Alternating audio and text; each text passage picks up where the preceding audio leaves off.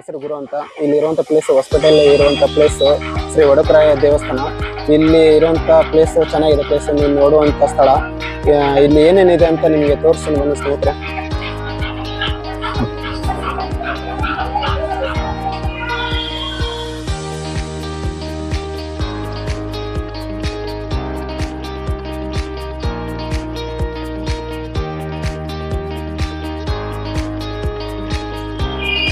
ನೀರಲ್ಲಿ ತೇಲುವಂತ ಕಲ್ಲು ಇದು. ಶ್ರೀರಾಮಚಂದ್ರ ಸೀತೆಯನ್ನು ತರಬೇಕಾದ್ರೆ ಏನಿಗೆ ಹೇಳುತ್ತಿರುವ ಕಥೆ ರಾಮಾಯಣದ ಒಂದೇ ಭಾಗವಾಗಿದ್ದು ರಾಮ ಸೇತುವೆ ಅಥವಾ ರಾಮನ ಸೇತುವೆ ಎಂಬಂತೆ ಪ್ರಸಿದ್ಧವಾಗಿದೆ.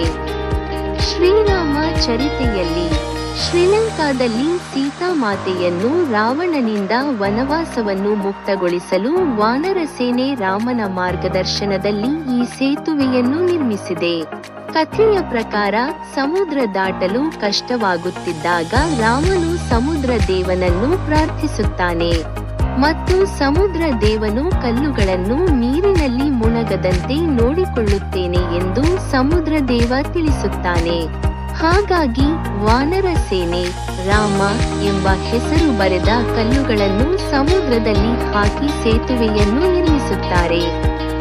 ನೀವು ಉಲ್ಲೇಖಿಸಿರುವ ಈ ಸ್ಥಳ ವಿಜಯನಗರ ಜಿಲ್ಲೆ ಹೊಸಪೇಟೆಯ ಶ್ರೀ ವಡಕರಾಯನ ದೇವಸ್ಥಾನದಲ್ಲಿ ಇರುವ ಈ ಕಲ್ಲು ರಾಮ ಸೇತುವೆ ನಿರ್ಮಾಣಕ್ಕೆ ಬಳಸಿದ ಕಲ್ಲು ಎಂಬುದು ಅಲ್ಲಿ ಅಭಿಮತವಾಗಿದೆ. ಇದು ಪವಿತ್ರತೆಯ ಮತ್ತು ಐತಿಹಾಸಿಕ ಮಹತ್ವದ ಸಂಕೇತವಾಗಿದ್ದು ಈ ಸ್ಥಳವು ಪವಿತ್ರ ಸ್ಥಳ ಎಂದು ಕರೆಯುತ್ತಾರೆ.